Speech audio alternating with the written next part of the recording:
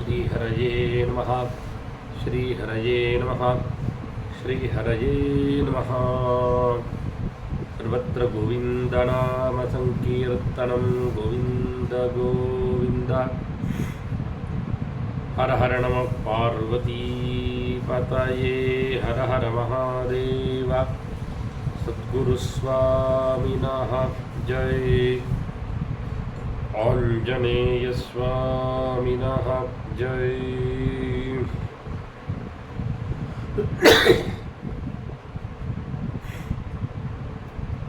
नारायणं पद्मभुवं वसिष्ठं शक्तिं च तत्पुत्रपराशरं च व्यासं शुकं गौडपदं महान्तं गोविन्दयोगीन्द्रमथास्य शिष्यं श्रीशङ्कराचार्यमथास्य पद्मपादं च हस्तामलकं च शिष्यं तं तोटकं वार्तिककारमण्यानस्मद्गुरून् सन्ततमानतोऽस्मि। सदाशिवसमारम्भां शङ्कराचार्यमध्यमाम् अस्मदाचार्यपर्यन्तां वन्दे गुरुपरम्पराम्। मौनव्याख्या प्रकटितपरब्रह्मतत्त्वं युवानं वरिष्ठां ते वसदृशिगणैरावृतं ब्रह्मनिष्ठैः आचार्येन्द्रं करकलितचिन्मुद्रमानन्दरूपं स्वात्मा रामं मुदितवदनं दक्षिणामूर्तिमीडे। वेदान्तार्थविभासकाय यतये शान्ताय सन्न्यासिने नानावादिनगेन्द्रसङ्घपवये योगीन्द्रवन्द्याय च मोहध्वान्तदिवाकराय भगवत्पादाभिधां बिभ्रते तस्मै भाष्यकृते नमोऽस्तु सततं पूर्णाय बोधात्मने। अपारसच्चित्सुखवारिराशेर्यस्योर्मिमात्रं भुवनं समस्तं गुहाहितं तं रमणं गभीरं चिन्ताविहीनं हृदि चिन्तयामि। अनन्तशिष्यैः समुपास्यमानम् अनन्तनारायणनामधेयम् अनन्तयज्ञे कृतदीक्षितारम् अनन्तरूपं वपुराश्रयामि। ॐ विवेकैकदन्तं विरागाख्यशुण्डं विचारेण भान्तं चतुर्वेदहस्तं विशालं सुफालं श्रुतेरर्थपालं महादेवबालं भजे विघ्नकालं। महायोगपीठे हृदाख्ये विराजत्प्रभापुञ्जवद्वैतसंवित्स्वरूपं शिवप्रेमभुक्त्या पुरुस्थूलकायं शिवज्ञानदातारमीडे गणेशं। दोर्भिर्युक्ता चतुर्भिः स्फटिकमणिमयीमक्षमालां दधाना हस्तेनैकेन पद्मं सितमपि च शुकं पुस्तकं चापरेण भासा कुन्देन्दुशङ्खस्फटिकमणिनिभा भासमाना समाना सा मे वाग्देवतेयं निवसतु वदने सर्वदा सुप्रसन्ना। चतुर्दशसु विद्यासु रमते या सरस्वती सा देवी कृपया मह्यं जिह्वासिद्धिं करोतु मे। मूकं करोति वाचालं पङ्गुं लङ्घयते गिरिं यत्कृपातमहं वन्दे परमानन्दमाधवम्। जन्माद्यस्य यतोऽन्वयादितरतश्चार्थेष्वभिज्ञस्वराट् तेने ब्रह्महृदाय आदिकवये मुह्यन्ति यत्सूरयः। तेजो वारिमृदां यथा विनिमयो यत्र त्रिसर्गो मृषा धाम्ना स्वेन सदा निरस्तकुहकं सत्यं परं धीमहि। सच्चिदानन्दरूपाय विश्वोत्पत्त्यादिहेतवे तापत्रयविनाशाय श्रीकृष्णाय वयं नमः। कलाभ्यां चूडालङ्कृतशशिकलाभ्यां निजतपफलाभ्यां भक्तेषु प्रकटितफलाभ्यां भवतु मे। शिवाभ्यामस्तोकत्रिभुवनशिवाभ्यां हृदि पुनर्भवाभ्यामानन्दस्फुरदनुभवाभ्य नतिरियम् त्वत्पादाम्बुजमर्चयामि परमं त्वां चिन्तयाम्यन्वहं त्वामीशं शरणं व्रजामि वचसा त्वामेव याचे विभो वीक्षां मे दिश चाक्षुषीं सकरुणां दिव्यैश्चिरं प्रार्थितां शम्भो लोकगुरो मदीयमनसः सौख्योपदेशं कुरु.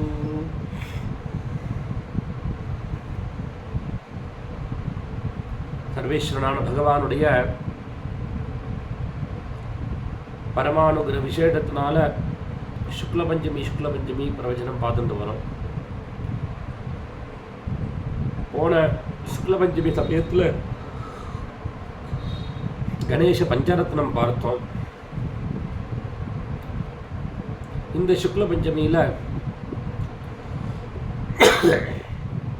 பகவத்பாதால் அனுகிரகம் பண்ணியிருக்கக்கூடியதான கணேச புஜங்க பிரயாத ஸ்தோத்திரம் பார்க்கலாம். இதை நடத்திட்டு வர்றது மகாபரிவா பிடியரசு திட்டம் ஸ்ரீராம் ராஜு அவா சுக்ல பஞ்சமி பிரவச்சனத்தை ஏற்பாடு பண்ணி கிட்டத்தட்ட ஒரு வருஷம் முடிஞ்சு 2வது வருஷம் நடந்துட்டு இருக்கு. 2வது வருஷமும் முடிய போடுது. பகவத்பாதாவுடைய ஞாபகமாக பகவத்பாதாவுடைய ஸ்தோத்திரங்கள் எடுத்து சொல்லணும்னு கேட்டிருந்தார். இல்லை பகவத்பாதாவுடைய சரித்திர சாரமாக இடத்துல வந்து கொஞ்சம் பார்த்துன்னு வந்தோம். பகவத்பாதாவிடத்தில் பகவத்பாதால் சன்னியாச ஸ்வீகரணம் வாங்கிக்கிற பரியந்தம் பார்த்தோம். அதில் அப்படி தசஸ்லோகியை பார்த்தோம். மேலே பகவத்பாதால் அனுகிரகம் நினைதான பல ஸ்தோத்திரங்களை தொடர்ந்து பார்த்துட்டு வரலான்னு கனகதாரா ஸ்தோத்திரம் பகவா ஆச்சாரோட சரித்திரம் சொல்லும் பொழுதே பார்த்தோம். கல்யாண விஷ்ணிஸ்தவம் பார்த்தோம். விஷ்ணு புஜங்க பிரியாத ஸ்தோத்திரம் பார்த்தோம். இப்படி சில ஸ்தோத்திரங்களை பார்த்துன்னு வந்தோம். இப்போ கிரமமாக வரிசையாக விநாயகர்லேருந்து பார்த்துட்டு வரலான்னு போன வாட்டி கணேச பஞ்சரத்னம் பார்த்தோம். இப்போ கணேச புஜங்க பிரியாத ஸ்தோத்திரம் பார்க்கலான்னு இந்த வாட்டி தீர்மானம். இந்த கணேச புஜங்க பிரியாத ஸ்தோத்திரம் அப்படிங்கிறது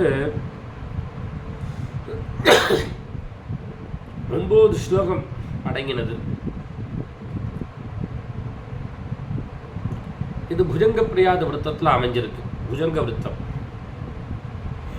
பாம்பு ஓடுற மாதிரி இருக்கு. சுப்பிரமணிய புஜங்கம், சிவபுஜங்கம், தேவி புஜங்கம், பாண்டுரங்க புஜங்கம், ஸ்ரீராம புஜங்கம், இப்படி அநேக புஜங்க பிரயாத ஸ்தோத்திரங்கள் ஆச்சாரியால் அனுகிரகம் பண்ணி கொடுத்தது இருக்கு. அதில் கணேச புஜங்க பிரயாத ஸ்தோத்திரம் குழந்தைகளுக்கெல்லாம் பிடித்ததான ஒரு விருத்தம். ஆசையாக குழந்தைகள் இந்த விருத்தத்தில் ஸ்தோத்திரங்களை சொல்லும்.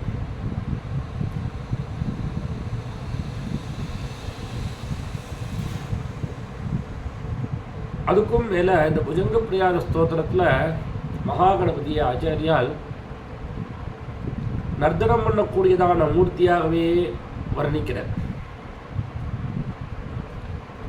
நர்த்தன கணபதி சிவந்த வர்ணத்தோட நர்த்தனம் பண்ணுறார். அவர் சிவப்பாக இருக்கார். அவர் யார்? நடராஜனுடைய பையன் இல்லையா? அதனால நடராஜனுடைய பையனும் நடராஜாவாகவே இருக்கார் நர்த்தன கணபதி. அவர் யோகித்தேயமாகவும் இருக்கார். யோகித்தேயமான அவரை காமிச்சு கொடுத்து, சுரூபத்தை காமிச்சு கொடுத்து, மேலே அவர் தான் நிர்குணமான சச்சிதானந்த வஸ்து அப்படிங்கிறதையும் காமிச்சு கொடுக்கிறார். சர்வேஸ்வரனாகவும் சிருஷ்டி சிருஷ்டி சம்ஹாரம் பண்ணக்கூடியதான வஸ்துவாகவும் காமிச்சு கொடுக்கிறார். பிரம்மம்னு அர்த்தம். சிருஷ்டி ஸ்திதி பிரளய ஹேது अहेतुरस्य यत् स्वप्न जागत सुषुप्तिषु सद्बहिश्च देहेन्द्रियासु हृदयानि चरन्ति येड சஞ்சீவிதானி ததவேகி பரம் நரேந்திர. தத்துவம்னா என்னன்னா சிருஷ்டி ஸ்திதி சம்ஹாரத்துக்கு காரணமாக இருக்கக்கூடியது. அந்த வஸ்துக்கு எந்த காரணமும் கிடையாது. ஜாகிரத சொப்ன சுசுப்தி 3 அவஸ்தைகள்லையும் மாறுபாடு இல்லாத ஏக வஸ்துவாக பிரகாசிக்கக்கூடியது.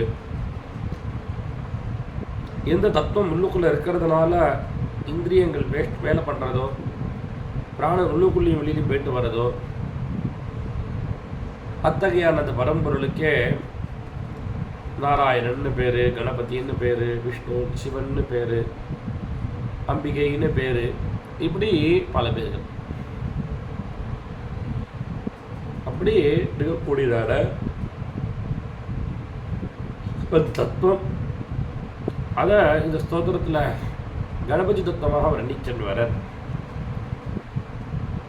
இந்த ஸ்தோத்திரத்தில் படிக்கிறதுனால முக்கியமாக வாக் சித்தி ஏற்படுறது பாராயணம் பண்ணுறவாளுக்கு.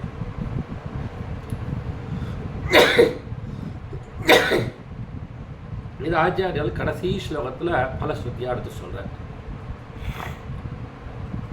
அப்படி உயர்வான ஆச்சாரியர் அனுகிரகம்னுதான மகாகணபதியை உபாசிக்கக்கூடியதான ஒரு அழகான ஸ்லோகம். போன வாட்டி கணேச புஜங்க பிரியாத ஸ்தோத்திரம் பார்த்தோம், கணேச பஞ்சரத்ன ஸ்தோத்திரம் பார்த்தோம். அது பஞ்சசாமர விருத்தத்தில் இருந்தது. இந்த 9 ஸ்லோகம் கொண்ட கணேச புஜங்க பிரியாத ஸ்தோத்திரம் புஜங்க விருத்தம். முதல்ல இந்த 9 ஸ்லோகத்தை சொல்லிடுறேன். அதுக்கப்புறமா பிரத்யேகமாக ஒவ்வொரு ஸ்லோகத்தையும் அர்த்தம் பார்த்துட்டு வரலாம். ரணக்ஷுத்ரகண்டானி நாதாபிராமம் சலத்தாண்டவோத்தண்டவத் பத்மதாலம் லசத்துந்திலாங்கோ பரிவ்யாலாரம் கணாதீஷமீஷானசோனும் தமீடே ध्वनिध्वंसवीनालयोल्लासिवक्त्रं पुरच्छुण्डदण्डोल्लसद्बीजपूरं गलद्दर्पदोगञ्जलोलालिमालं गणाधीशमीशानसूनुं तमीडे प्रकाशञ्जपारत्नरत्नप्रसूनप्रभालप्रभातारुणज्योतिरेकम् प्रलम्बोदरं वक्रतुण्डैकदन्तं गणाधीशमीशानसूनुं तमीडे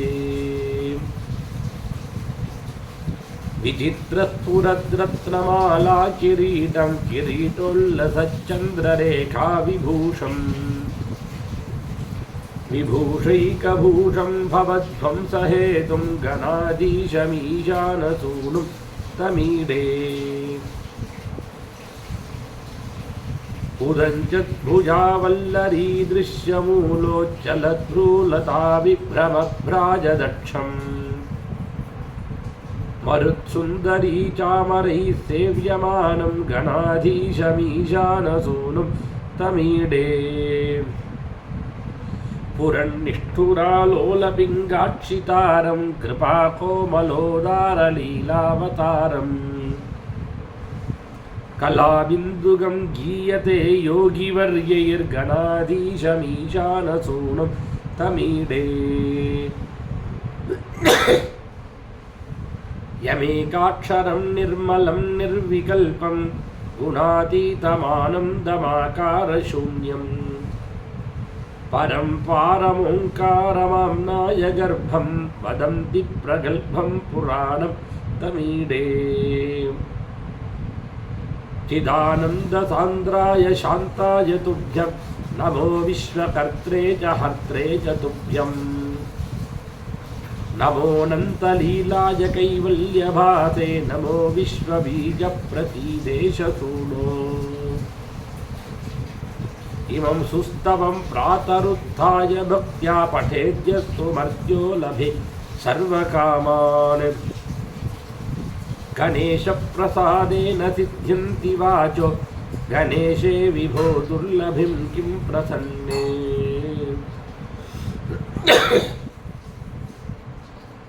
இந்த பாண்டுரங்காஷ்டகம் மாதிரி 8 ஸ்லோகம் அமைஞ்சிருக்கு. 9வது ஸ்லோகத்தில் பலஸ்ருதி.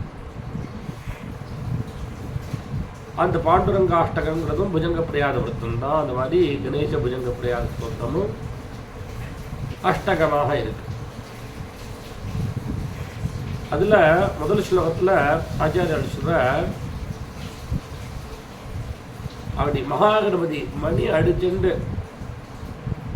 அந்த ஓசையில் அழகா ஆச்சாரியால் தியானம் பண்றார். மகாகணபதி நர்த்தனம் ஆடுற மாதிரி குழந்தை.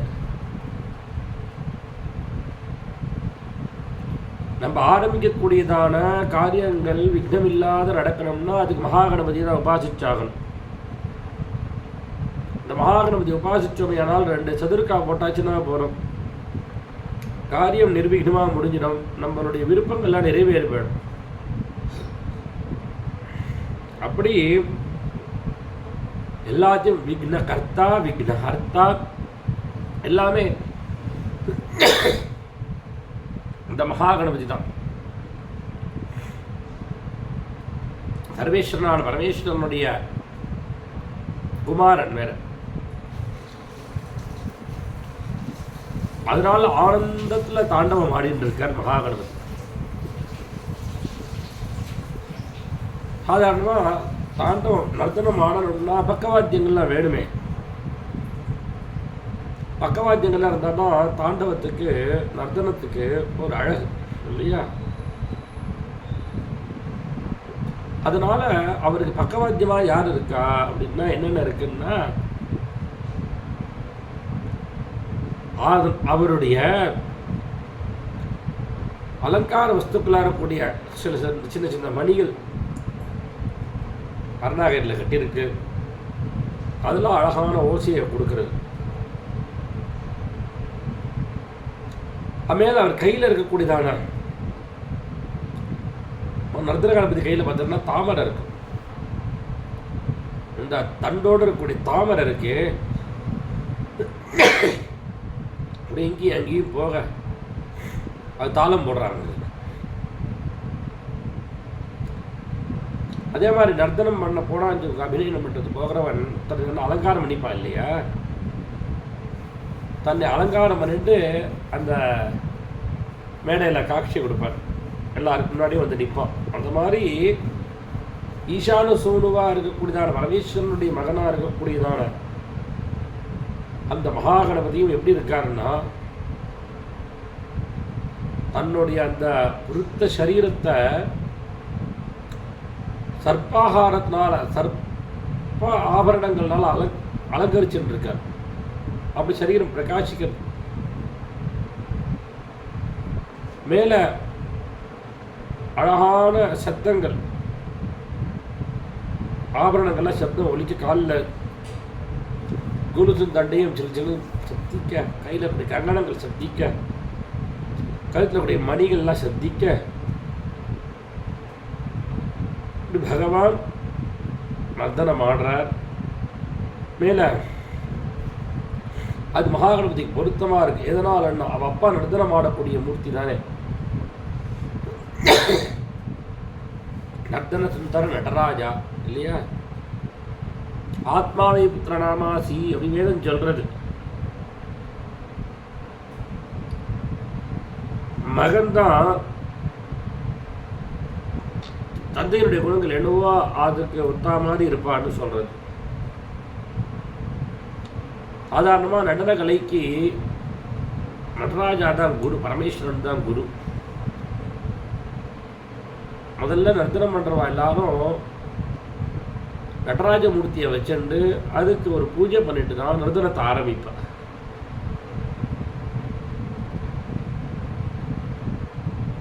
அந்த நர்த்தன கலையானது மகாகணபதியை பிரகாசிக்கிறதுனால, அவரும் சாட்சாத் பரமேஸ்வரனுடைய குமாரனாக இருக்கிறதுனால அப்பாவுக்கும் பிள்ளைக்கும் பெரிய வித்தியாசம் ஒன்றும் கிடையாது. அதனால பரமேஸ்வரன் எப்படி ஆனந்தத்தில் கூத்தாடுற ஆனந்த நடனம்னு பேர் பரமேஸ்வரன் ஆடக்கூடிய நடனத்துக்கு. அந்த மாதிரி இங்கே மகாகணபதியும் ஆனந்த நடனம் ஆடுறார் அப்படிங்கிறத சொல்ற. அதனால ஈசான சோனம் அப்படின்னு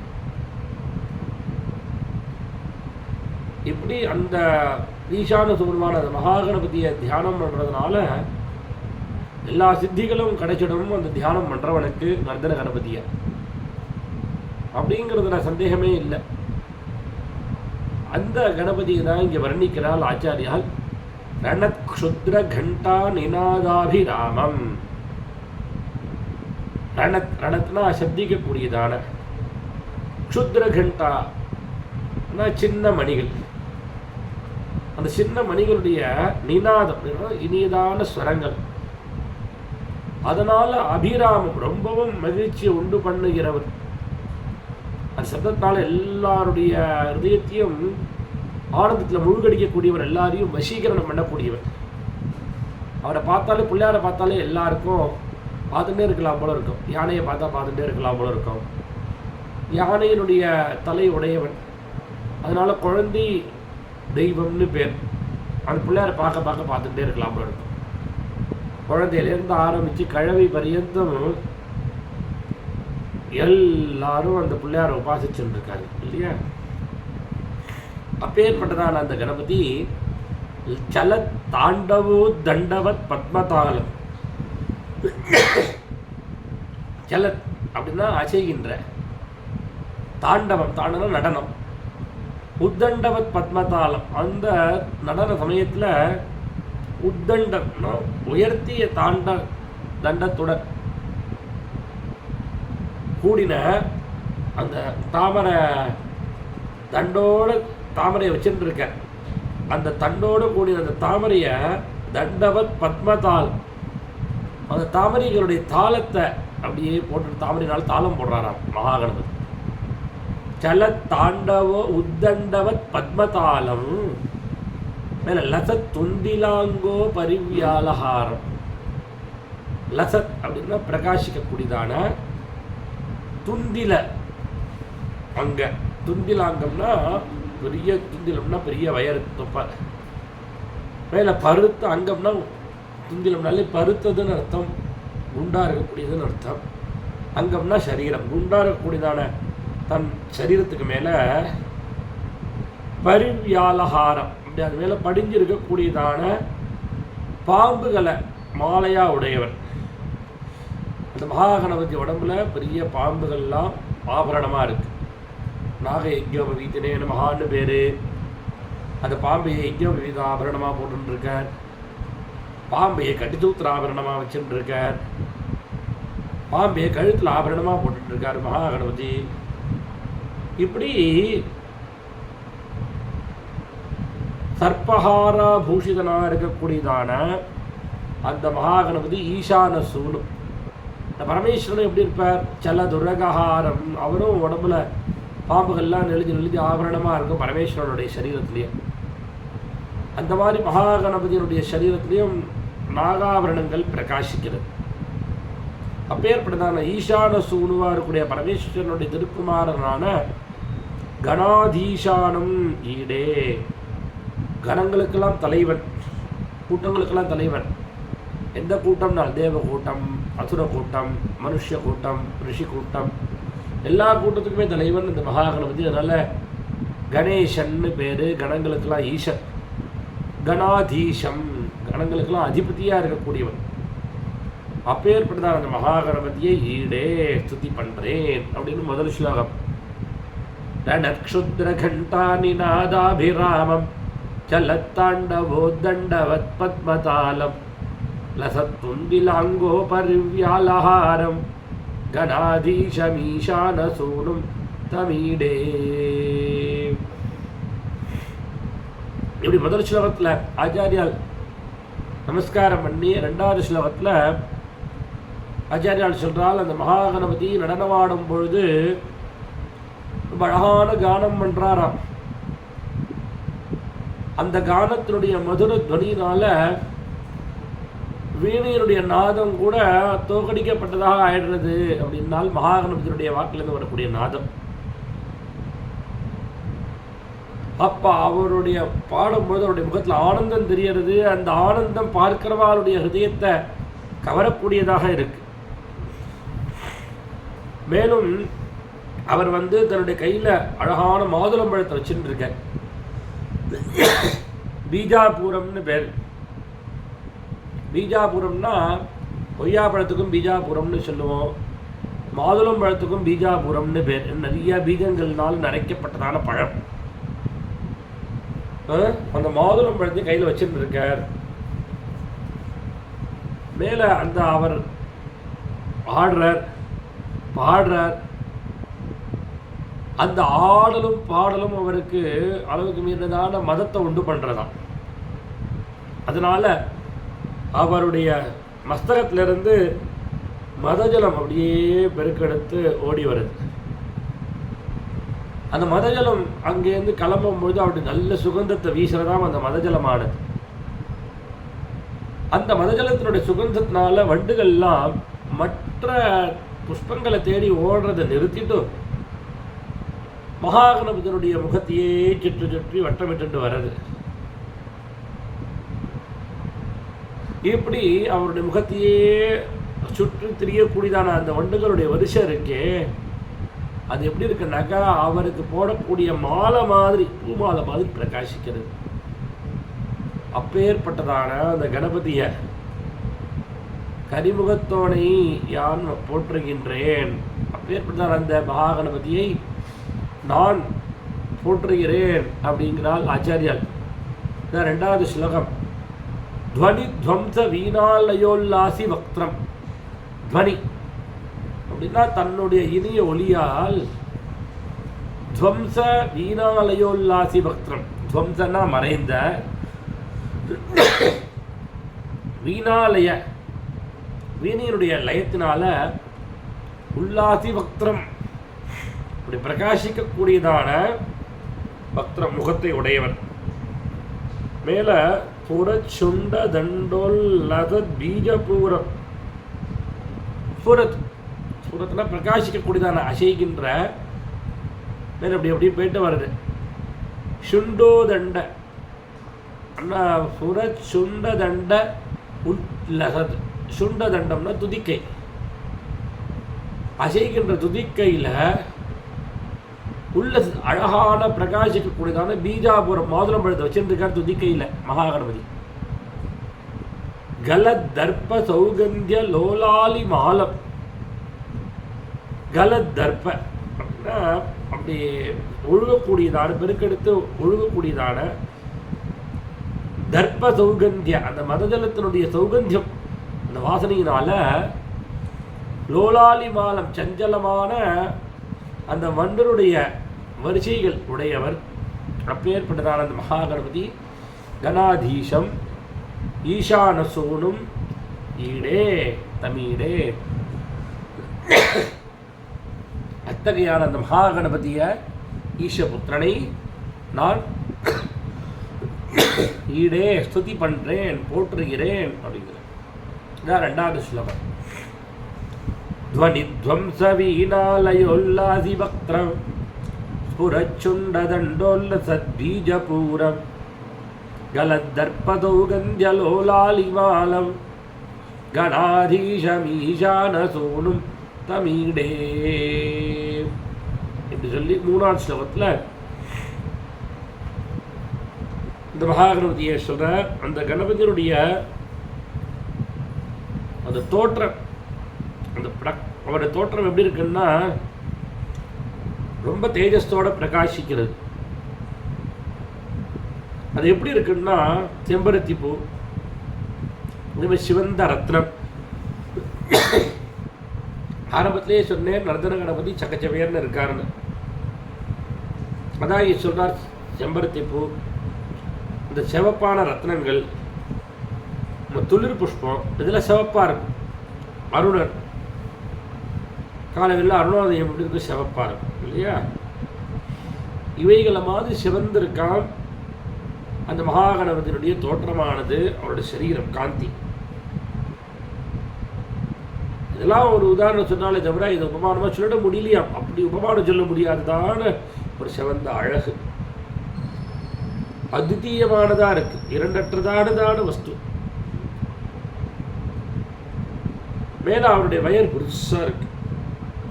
அது பெருசா தெரியறதுனால அவருக்கு தொந்தி விநாயகர் அப்படின்னு பேரு. தொண்டி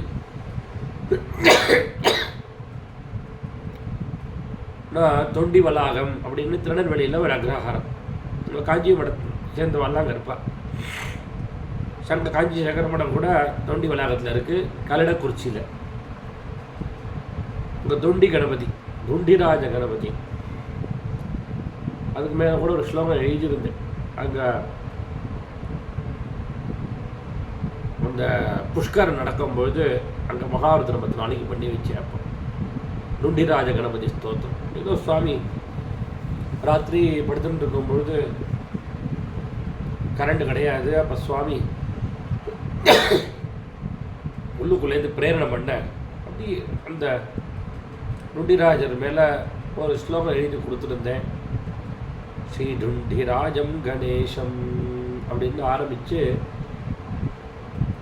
சம்போ மகாதேவ தேவா மார்கபந்து ஸ்தோத்திரம் வீட்டில் எழுதினேன். இன்றைக்கும் அந்த கிராமத்துக்காரெல்லாம், அந்த அக்ரஹாரத்துக்காரெல்லாம் நித்தியம் அந்த கணபதிக்கு இந்த ஸ்தோத்திரம் சமர்ப்பணம் பண்ணிட்டு இருக்கேன். நான் அவர் ஏன் சொல்ல வந்தேன்னா, அவர் நல்ல குண்டாக இருப்பார், நல்ல பெரிய வயறு, அதனால் அவர் தொந்தி விநாயகர்னு பேர். மேலே பெரிய தும்பிக்கை இருக்கிறதுனால அவருடைய முகம் கொஞ்சம் கோணலாக இருக்கு. அப்பேற்பட்டதான அந்த மகாகணபதியை ஈசான சொல்லுவேன், நான் தியானம் பண்ணுறேன், ஸ்துதி பண்ணுறேன் அப்படின்னு 3வது ஸ்லோகத்தில் ஆச்சாரியர் சொல்கிறாள். ஸ்லோகத்தினுடைய அர்த்தம் பிரகாஷ ஜபா ரத்ன பிரசூன. பிரகாசத்தினா பிரகாசிக்கக்கூடியதான ஜபான்னா ஜபா புஷ்ப சங்காசம், ஜபா குசும சங்காசம் காஷ்யபேயம் மகாத்வித்யம் அப்படின்னு சூரிய நாராயண தியானத்தை சொல்லுவோம். அந்த செம்பருத்தி புஷ்பம் அதுக்கு தகுந்த மாதிரி சிவப்பு வர்ணமுடையவர் சூரிய நாராயணன். அந்த மாதிரி இங்கேயும் எப்படி இருக்காருன்னா, சிவந்த செம்பருத்தி புஷ்பம் மாதிரி ரத்த சிவந்து இருக்க. மேலே ரத்ன பிரசூன, சிவந்த ரத்ன புஷ்பம் மாதிரி இருக்க. மேலே பிரபாலம்னா பவழம்னு சொல்லலாம். பவழம்னாலும் சிவப்பு. பிரபாலம்னாக்க பவழத்துக்கும் பிரபாலம்னு பேர். துளிர் அதுவும் சிவப்பாக இருக்கும். அந்த தளிர் விடுறதே மரங்களில் முதல்ல சிவப்பாக இருக்கும். அந்த வர்ணத்தில் மகாகணபதி இருக்க. அதனால தான் நம்ம பஞ்சாயத்து பூஜையில் கூட இந்த மகாகணபதியை எந்த கல்லில் பூஜை பண்ணுறோம்? சோனபத்ரா கல்லில்.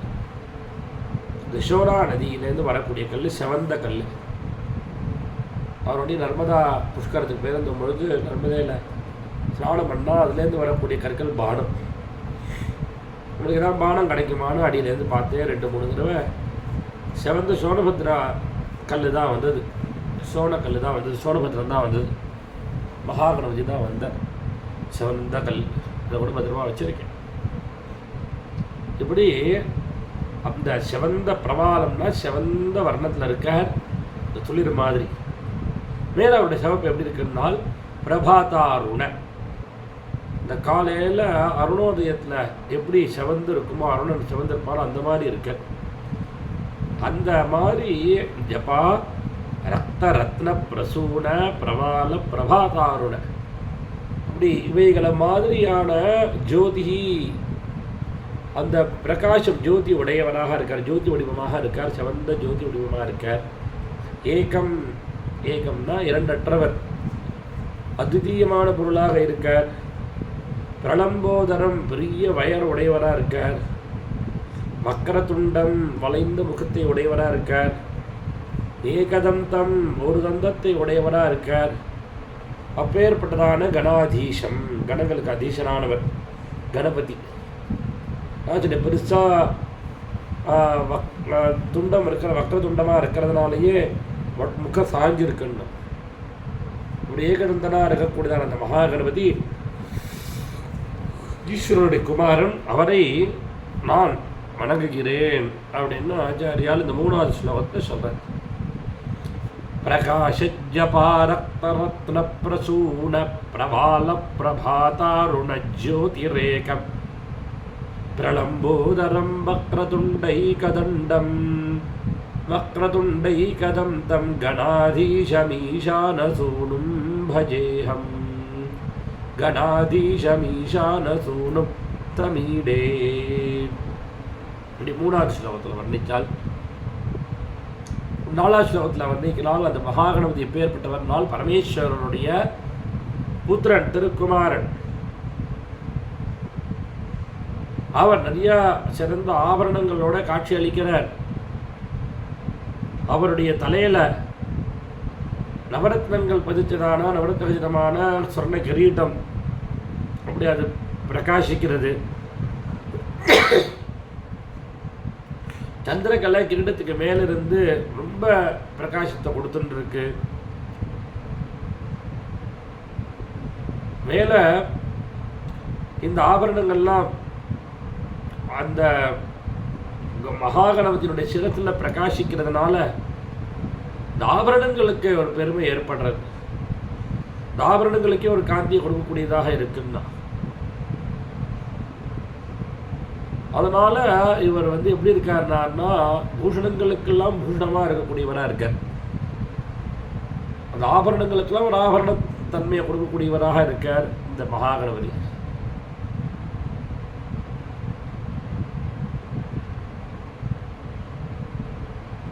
நான் லோகத்தில்னாக்க அந்த ஆபரணங்கள்னால அழக அடையிறான் ஆடவன்லாம். ஆனால் ஆபரணம் மகாகணபதினால அந்த ஆபரணமாக ஆயிடுறது. இப்படி காட்சி அளிக்கக்கூடியதான அந்த மகாகணபதியை, அந்த பரமேஸ்வரனுடைய குமாரனை உபாசிக்கிறதுனால அந்த ஜென்ம நாசம் ஏற்படுறது. அந்த பிறவி அப்படிங்கிற பிணி இருக்கு பாருங்க, அந்த ஜென்ம நாசம், அது நாசத்தை அடையிறது நிச்சயம். இந்த மகாகணபதி உபாசனை பண்ணிட்டே இருந்த ஜென்மா இல்லாத ஆயிடும். ஜென்மா இல்லாத இருந்ததுன்னா அந்த மோட்ச சாம்ராஜ்யமே கிடைச்சிடும். அந்த மோட்ச சாம்ராஜ்யத்தையே கொடுக்கக்கூடியவர் அந்த மகாகணபதி. அப்பேற்பட்டதான அந்த கணபதியை நம்மெல்லாம் உபாசனை பண்ணுவோம் அப்படிங்கிறது. விசித்திர ஸ்புரத் ரத்ன மாலா கிரீட்டம், அதான் நாலாவது ஸ்லோகம். விசித்திர ஸ்புரத், விசித்திரம்னா சித்திரம்னா அழகு, வர்ணங்கள். விசித்திரம்னா பல வர்ணங்களுடைய, புரத் பிரகாசிக்கக்கூடியதான, ரத்னமாலா கிரீட்டம் ரத்னங்களுடைய வரிசைகள் உடையதான கிரீட்டம் உடையவர். அப்படின்னா நவரத்ன கச்சிதமான சொர்ண கிரீடத்தை தரிச்சுருக்கார். மேல கிரீட்டோல்லசத்து, இந்த கிரீட்டத்துல கிரீட்டே உல்லசம், கிரீட்டோல்லசம் பிரகாசிக்கக்கூடியதான சந்திர ரேகா விபூஷம், அந்த சந்திர கலையை ஆபரணமாக தரிச்சுருக்கார். விபூஷைக பூஷம், மேல பூஷணங்களுக்கெல்லாம் பூஷணமாக இருக்கார். அணிகளுக்கெல்லாம் அணிகளாக திகழக்கூடியவராக இருக்கார். அப்படி பவத்வம்ச ஹேதும், பவம்னா சம்சாரம், பிறவி, ஜனன மரண ரூபமான சம்சாரத்தை துவம்சிக்கக்கூடியவர், நாசம் பண்ணக்கூடியவர். பவத்வம்சஹேதும், அப்பேற்பட்டதான கணாதீஷம் ஈசான சூனும் தமிழே. கணாதீஷம், இந்த மகாகணபதி கணங்களுக்கெல்லாம் அதிபதியாக இருக்கக்கூடியவர். தம், அந்த ஈசான சூனும் சிவபெருமானுடைய திருக்குமாரனை ஈடே போற்றுகிறேன் அப்படின்னா. நாலாஸ்லம். விசித்திரத்புரத் ரத்னமாலா கிரீட்டம் கிரீட்டோல்லசச்சந்திரரேகா விபூஷம் விபூஷைகபூஷம் பவத்வம்சஹேதும் கணாதீஷமீஷானசூனும் தமிழே. இப்படி மகாகணபதியை 4 ஸ்லோகத்தில் பிரார்த்தனை பண்ணி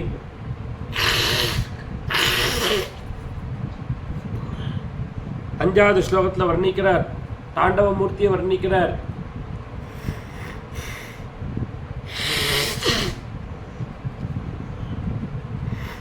எப்படி இருக்காருன்னா, தாண்டவமூர்த்தியான இந்த மகாகணபதி தன்னுடைய கொடி மாதிரி கூடிய கைகளை உயர்த்திண்டு காட்சி அளிக்கிறார். 2 கை தூக்கின்னு இருக்கார். இப்படி நர்த்தனமாடக்கூடிய கணபதி இப்படி தூக்கி நர்த்தனமாடுவார். நர்த்தனமாடுறவாளை பார்க்கலாமே, 2 கை தூக்கி நர்த்தனமாடுறா இல்லையா?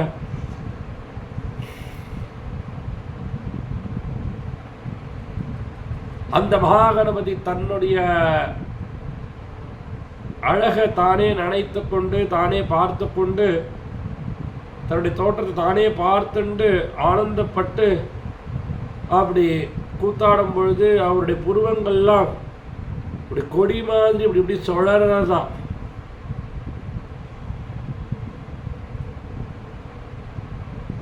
அந்த புருவங்களுக்கு நடுப்புற இருக்கக்கூடியதான அவருடைய கண்கள் இருக்கே ரொம்ப பிரகாசிக்கிறது, பிரகாசத்தோட காட்சி அளிக்கிறது.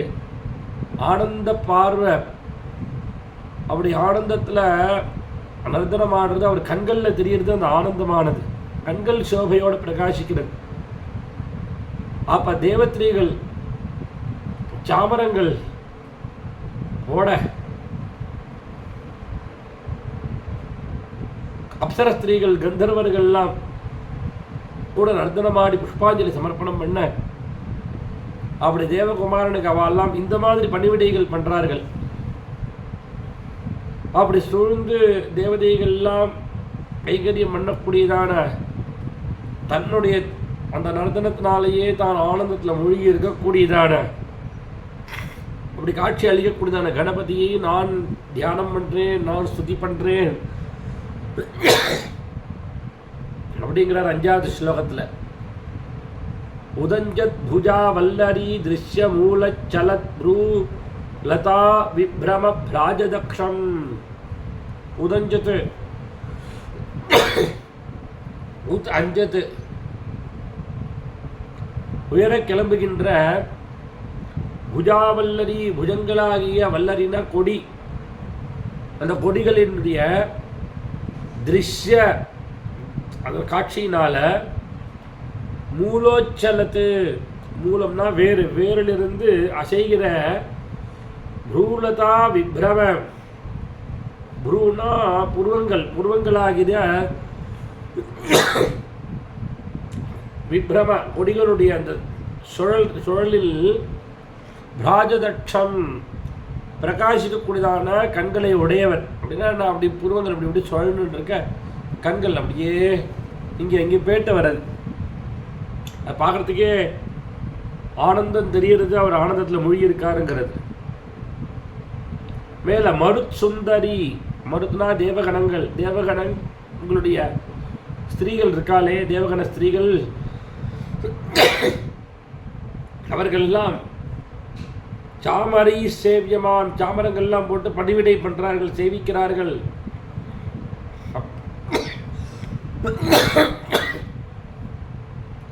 அப்பேற்பட்டதான அந்த கணாதீசம், தேவதா ஸ்திரீகள்லாம் சூழ்ந்து சேவிக்கக்கூடியதான கணாதீசனாக இருக்கக்கூடியதான மகாகணபதியுடைய சரணத்தில் நாங்கள் விழுந்து நமஸ்காரம் பண்ணுறோம், அவரையே ஸ்துதி பண்ணுறோம். கணங்களுக்கெல்லாம் தலைவனாக இருக்கக்கூடியதான அந்த ஈசபுத்திரனை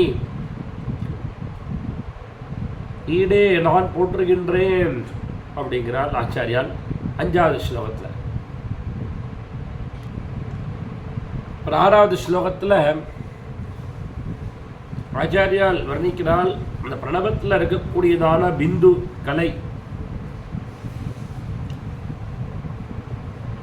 அந்த பிந்து கலை இவைகளில் ஜோதி ஸ்வரூபமாக பிரகாசிக்கிறார் அந்த மகாகணபதி. அவருடைய தேஜோமயமான ரூபத்தை அப்படி உணர்ந்து யோகிகள் எல்லாம் அவரையே தியானம் பண்ணிட்டு இருக்கார்கள், அவரையே ஸ்துதி பண்ணிட்டு இருக்கார்கள்.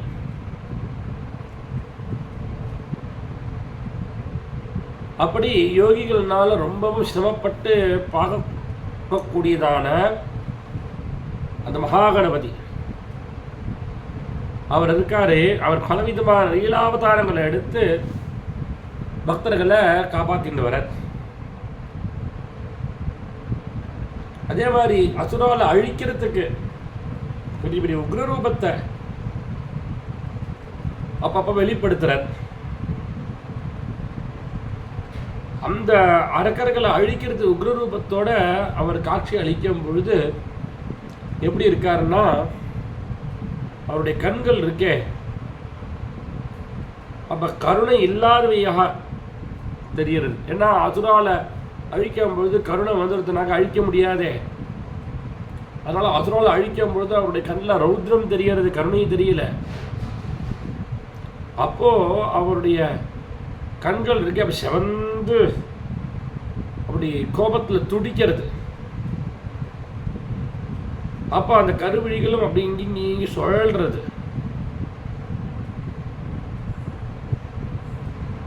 இப்படி அவர் அசுரால அழிக்கிறதுக்கு தோன்றினாலும் கூட அவதாரம் இருக்கு. அவருடைய அவதாரம் அது எதற்குன்னா அவருக்கு பக்தர் மேல இருக்கக்கூடியதான அளவிற்றதான கருணை தான் காரணம். அதை காட்டுறது பக்தர் நன்னா இருக்கணுங்கிறதுக்கோசரம் தான் கோபத்தை வர வைத்துக் கொண்டு அசுரால சம்ஹாரம் பண்ற. அப்பேற்பட்டதான அந்த உக்ர விநாயக மூர்த்திய ஸ்துதி பண்றதுனால நம்மளுக்கு வரக்கூடிய விக்னங்கள் பண்ணக்கூடியவர்கள் எல்லாம் அடியோட போயிடுங்கிறதுல சந்தேகமே இல்லை. உக்ரமான அந்த ரூபத்தில் கூடிய மகாகணபதி தியானம் பண்ணிட்டே இருக்க உக்ரத்தை கண்டா பயந்து ஓடி போயிடும் இந்த விக்னங்கள்லாம்.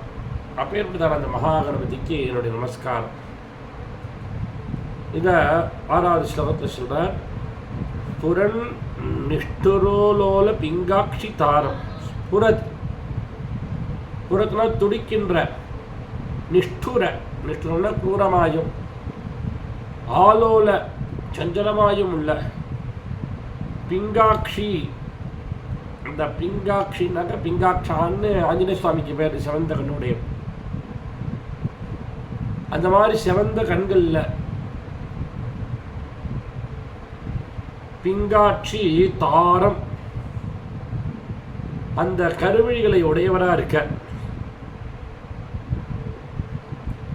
மேல கிருபா கோமலோதார லீலாவதாரம். கிருபா கருணையினால கோமல அழகான உதார சிறந்ததுமான லீலாவதாரம். பல லீலையாக பல அவதாரங்கள் எடுத்தவர், அவதாரங்கள் உடையவர். கலா பிந்துகம் யோகிவர்யைஹி கீயதே. கலா பிந்துகம் கீயதே யோகிவர்யைஹி. கலா பிந்துகம், இந்த பிந்து கலை இவைகள்னால அறியப்படும் ஜோதிஸ்வரூபமாக யோகிவர்யைஹி கீயதே. யோகி சிரேஷ்டர்களால, சிறந்த யோகிகளால கீயதே துதிக்கப்படுபவர் அந்த மகாகணபதி இருக்காரே. அந்த மகாகணபதியை கணாதீசம் ஈசான சூனும் அந்த ஈஸ்வரனுடைய திருக்குமாரனை ஈடே போற்றுகின்றேன் அப்படின்னு 6வது ஸ்லோகம். புரன்னிஷ்டுராலோல பிங்காட்சிதாரம் கிருபா கோமலோதார லீலாவதாரம் கலா பிந்துகம் கீயதே யோகிவர்யைஹி கணாதீசமீசான சூனும் தமிழே. இப்படி சொல்லி மேல 7வது ஸ்லோகத்தை சொல்றார். இந்த மாதிரி கணாதீசனுடைய சகுனஸ்வரூபம் இப்படி வர்ணிச்சுட்டு வந்தார். அந்த சகுனமூர்த்தியை உபாசிக்க கூடியவன் நல்ல ஞானத்தை அடையறான். அந்த ஞானத்தை அடையறதுக்கு விக்னமாக இருக்கக்கூடியது எதுனால் அஜ்ஞானத்தான். அந்த அஜ்ஞானம் போகணும்னா அதுக்கு இறை அருள் ரொம்ப தேவை, பகவானுடைய அருள் தேவை. அதுக்கு தான் எல்லாத்தையும் விட்ட ஞானிகள் கூட ஒரு உபாசனைன்னு வச்சுட்டு இருக்கால் பகவத் அருளை அடைவதற்கு. ஆனால் பகவானுடைய அருள்னால தான் அந்த அஜ்ஞான நிவர்த்தியாகும்.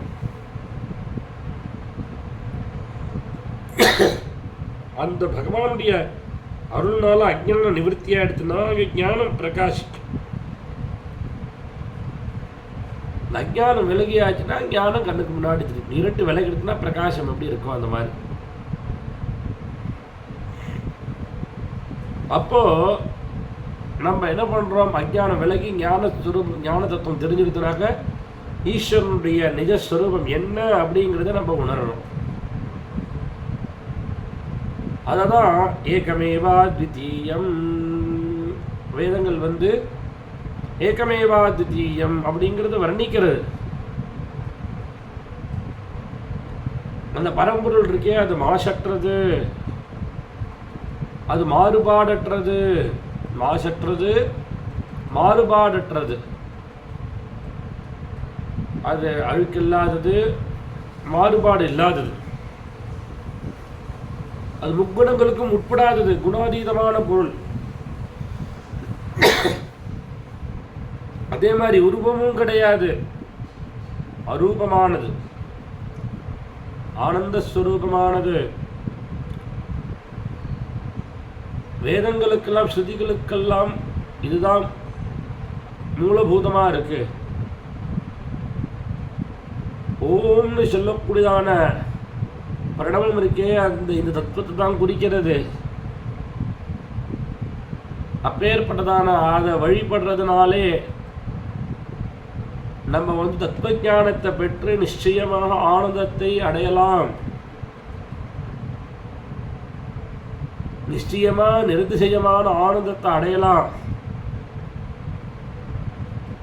அதனால அந்த ஓங்கார வடிவமா இருக்கக்கூடியதான கணபதி, ஓங்கார சித்திரத்தான கணபதி, பிரணவஸ்வரூபமான கணபதி, பிரணவஸ்வரூப வக்ரதுண்டம் அப்படி பாடுறாளே,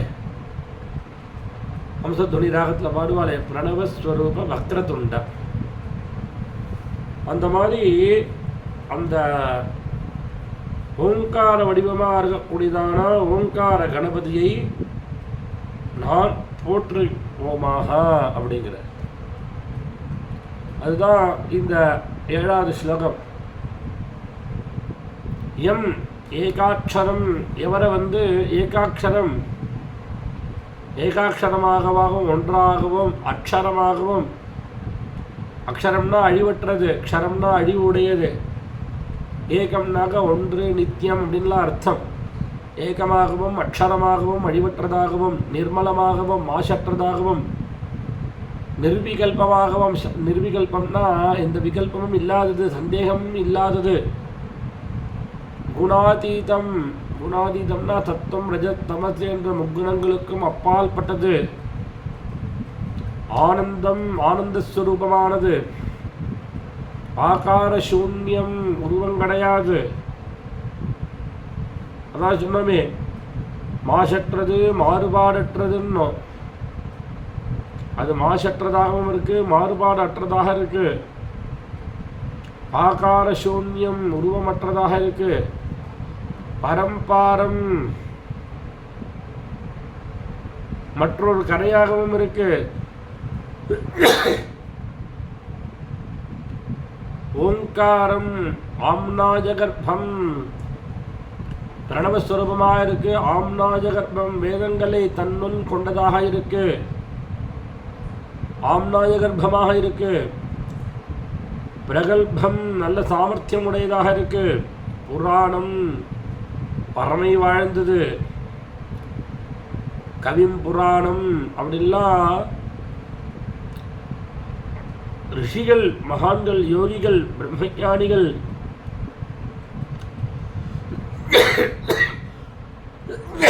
எவரை ஏகாட்சரம்னும் நிர்மலம்னும் நிர்விகல்பம்னும் குணாதீதம்னும் ஆனந்தம்னும் ஆகார சூன்யம்னும் பரம்பாரம்னும் ஓங்காரம்னும் ஆம்னாய கர்ப்பம்னும் பிரகல்பம்னும் புராணம்னும் வதந்தி கூறுகின்றனரோ தம் அப்பேற்பட்ட அந்த கணபதியை யாரும் சொல்றாலும் அப்பேற்பட்ட அந்த வஸ்து தான் கணபதி, பிரணவஸ்வரூபமான கணபதி. அப்பேற்பட்ட அந்த பிரணவஸ்வரூபமான கணபதியை ஈடே போற்றுகிறேன், ஸ்துதி பண்ணுகிறேன். 7ஆம் ஸ்லோகத்தில் ஆச்சாரியால் சொல்றார், யமேகாட்சரம் நிர்மலம் நிர்விகல்பம் குணாதீதமானந்தமாகார சூன்யம் பரம்பாரமுங்காரமாம்நாய கர்ப்பம் வதந்தி பிரகல்பம் புராணம் தமீடே.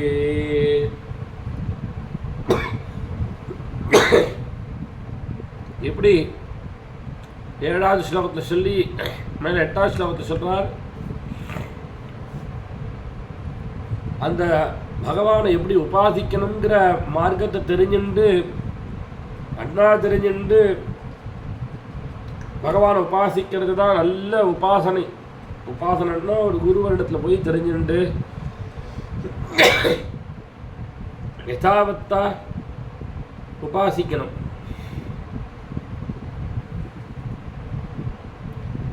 அவரை யார் யாரெல்லாம் ஸ்துதி பண்ணணும்னு நினைக்கிறாரோ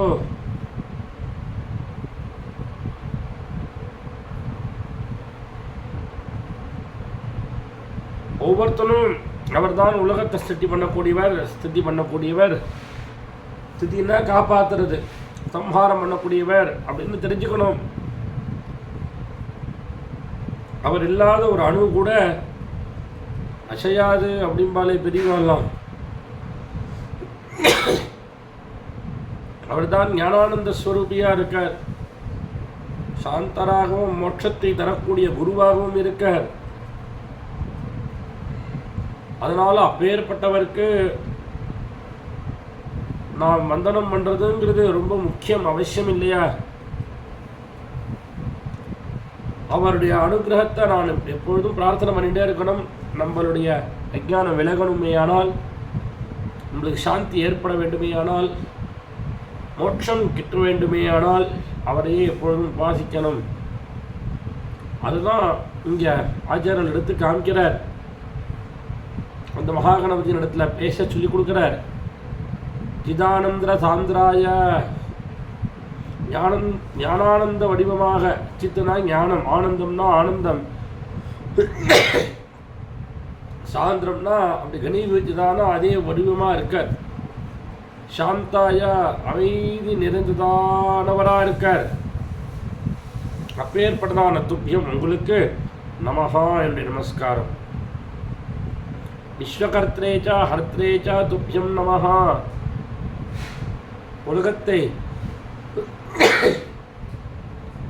உலக சிருஷ்டிகர்த்தாவாகவும் உலகத்தை படைப்பவராகவும் ஹர்த்தேஜா அழிக்கக்கூடியவராகவும் இருக்கக்கூடிய உமக்கு நமஸ்காரம். அனந்த லீலாய, எல்லையற்றதான திருவிளையாடல்களை பண்ணக்கூடியதான கைவல்ய பாசே, உண்மையில தான் தானா பிரகாசிக்கக்கூடியவர், தான் ஒருவர் தான் இங்கே இருக்கேன் அப்படி தன்னந்தனியாக பிரகாசிக்கக்கூடியதான கைவல்ய பாசே, அப்படி கைவல்யத்தை பிரகாசப்படுத்தக்கூடியதான், உண்மையை பிரகாசப்படுத்தக்கூடியதான் உமக்கு நமஹா நமஸ்காரம். விஸ்வபீஜ, லோகத்துக்கு காரணமாக இருக்கக்கூடிய ஈசான சூனோ பரமேஸ்வரனை திருக்குமாரனான ஏ கணபதே பிரசீத, என் விஷயத்தில் பிரசன்னம் அடைவாயாக. இப்படி 8வது ஸ்லோகத்தில் ஆச்சாரியால் பிரார்த்தனை பண்றாள். இப்படி 8 ஸ்லோகம். சிதானந்த சாந்திராய சாந்தாய துப்யம் நமோ விஸ்வகர்த்ரே ச ஹர்த்ரே ச துப்யம் நமோ நந்தலீலாய கைவல்யபாதே நமோ விஸ்வபீஜ பிரசீதேஷ சூனோ. இப்படி 8 ஸ்லோகத்தில் ஆச்சாரியர்கள் அனுகிரகம் பண்ணி கொடுத்து கடைசி 9வது ஸ்லோகத்தில் இந்த கணேச புஜங்க பிரயாத ஸ்தோத்திரத்திற்கு பலஸ்ருதியை வைக்கிறார். ஒவ்வொரு மனிதனும் கால வேளையில் பிராத்த காலத்தில் எழுந்து முதல்ல மகாகணபதியை பூஜை பண்ணணும், மகாகணபதியை தியானம் பண்ணணும். அதனால தான் கணபதி ஹோமம்னா காலவேளையில் வைக்கிறா பாருங்க. விடியற் காலையில் கணபதி உபாசிக்கக்கூடியதான நல்ல உகந்த காலம் விடியற் காலை. அதிகாலையில் எழுந்து மிகுந்த பக்தியோடையும் ஸ்ரத்தையோடையும் இந்த ஸ்தோத்திரத்தை இந்த பாடலை படிக்க வேண்டும். அவ்வாறு செய்யும் மானிடன் கணபதியினுடைய அருள்னால விரும்பிய பொருள்கள் எல்லாத்தையும் அடைகிறான். அது மாத்திரமில்லை, அவனுடைய வாக்பலிதமாகிறது. அவனுடைய சொல்லு இருக்கே, பேசக்கூடிய சொல்லு அது பலிக்கிறது. அவன் என்ன சொன்னாலும் அப்படியே நடக்கிறது. ஏன்னா கணபதியினுடைய பிரசாதம் அவனிடத்துல பூர்ணமாக இருக்குது. அப்படி கணபதியினுடைய அருள் இருக்கும் பொழுது அடைய முடியாததுங்கிறது ஒன்றுமே இல்லை அப்படிங்கிறார் ஆச்சாரியார். இந்த ஸ்தோத்திரத்தை நித்தியம் பாராயணம் முடியும்னா சம்பூர்ணமாக கணபதியினுடைய பிரசாதம் ஏற்படுறது அப்படிங்கிறார். அவருடைய பிரசாதம் அனுகிரகம் கிடைச்சிருச்சுன்னா அப்புறம் அவனுக்கு துர்லபம் அடைய முடியாததுங்கிறது வேற என்ன இருக்க முடியும்? ஒன்றும் இருக்க முடியாது. தான் சொல்ல இமம் சுஸ்தவம், இமம் இந்த சுஸ்தவம் நல்ல ஸ்தோத்திரத்தை பிராத்தகா உத்தாய, பிராத்தகா காலவேளையில் உத்தாய எழுந்து கொண்டு பக்தியா பக்தியோட யஹா மர்த்தியா து எந்த மனிதன் படேது படிப்பானோ அவன் சர்வான் காமான் லபேதா எல்லா விருப்பங்களையும் அடையறான். சர்வான் காமான் லபேத் எல்லாத்தையும் அடைவான். கணேச பிரசாதேன அந்த கணேசருடைய பிரசாதத்தினால அருள்னால வாச்சகா சித்தியந்தி வாக்கு சித்தி ஏற்படுறது, வாக்குகள் பலிக்கின்றன. விபவு எங்கும் நிறைந்திருக்கக்கூடியதான எல்லாம் வல்லமை உள்ளதான அந்த கணேசே பிரசன்னே அந்த விபுவான அந்த கணேசன் பிரசன்னமாக இருக்கும் பொழுது, பிரசன்னமாக இருக்கும் பொழுது, அவர் அருள் புரியும் பொழுது துர்லபம் கிம் அடைய முடியாதுங்கிறது வேற என்ன இருக்குது அப்படின்னு கேட்டார். அதனால் நிச்சயம் இந்த ஸ்தோத்திரத்தை பிராத்த காலத்தில் யார் எழுந்து படிக்கிறாளோ அவள் நல்ல வாக் சித்தி அடைகிறார்கள், எல்லா சித்தியும் அடைகிறார்கள், விரும்பியதெல்லாம் அடைகிறார்கள்ங்கிறத ஆச்சாரியால் சொல்லி அனுகிரகம் என்றால் ஆச்சாரியாளுடைய வாக்கு பொய்யாகாது. அவர் என்ன ரிஷி இல்லையா? ரிஷினாம் புனராத்தியானா வாச்சம் அர்த்தோனுதாவத்தின்னு ஆச்சாரியால் சொன்ன வாக்குக்குன்னே கணபதி நிச்சயம் அருள்பார். இந்த ஸ்தோத்திரத்தை நிச்சயம் பாராயணம் பண்ணிக்காண்டா. மாக மாதமான புண்ணியகாலம், இந்த மாக மாத சுக்ல பஞ்சமி வசந்த பஞ்சமின்னும் பேர். இந்த வசந்த பஞ்சமி அன்றைக்கி தான் நம்ம மூலாம்நாய காஞ்சி காமகோட்டி பீட்டத்தில் சந்திரமௌலீஸ்வரர் வந்ததாகவும் அன்றைக்கு பூஜையை ஆரம்பித்ததாகவும் அப்படி காலாங்காலமாக இப்படி பரம்பரையாக அன்றைய தினத்தில் விசேஷமாக சந்திரமௌலீஸ்வரருக்கு பூஜை பண்ணி லட்டு நிவேத்தியம் பண்ணுவார்.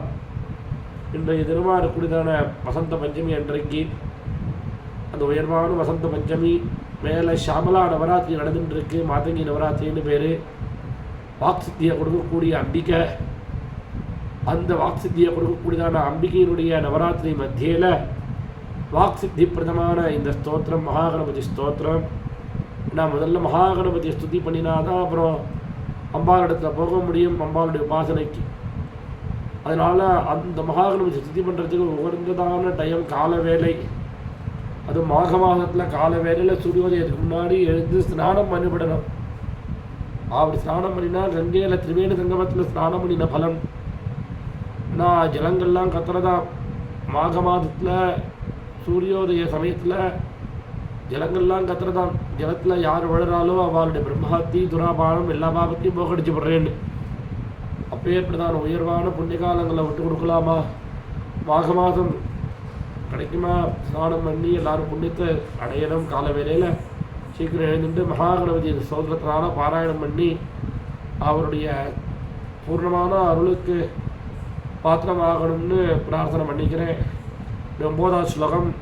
இமம் சுஸ்தவம் பிராதருத்தாய பக்தியா பட்டேத்யஸ்து மர்த்தியோ லபேத் சர்வகாமான் கணேச பிரசாதேன சித்தியந்தி வாச்சः கணேசே விபூ துர்லபம் கிம் பிரசன்னே.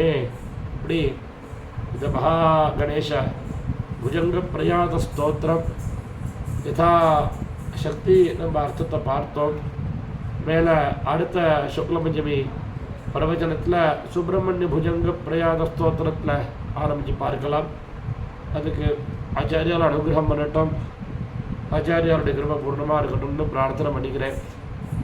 ஆனால் அடுத்தது சிவராத்திரி கழிஞ்சு வரக்கூடியதான